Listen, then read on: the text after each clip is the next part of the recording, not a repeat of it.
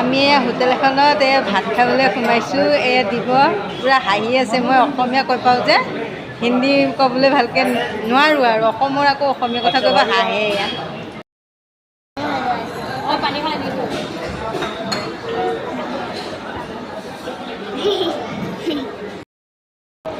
এয়া আমাৰ ভাত আহি গ'ল দিছে চামুচ আমাক দৰকাৰ নাই, এয়া ছাইডত থৈ দিলোঁ, হাত দি পেলাই খাম।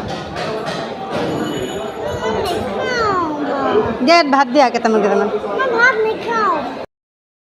দেই। এয়া চাই লগে, এয়া মই ওলাই আহিছোঁ, এইখন ভাত খাই পেলাই ওলাই আহিছোঁ। এইখন হোটেলখন দেখিলে চাৰিওপিনে দোকান মেলা লাগিছে।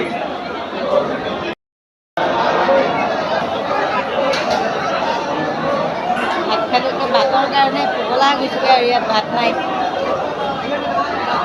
খোৱা বোৱা তাৰ কাৰণে ময়ে ভাল বনাওঁ।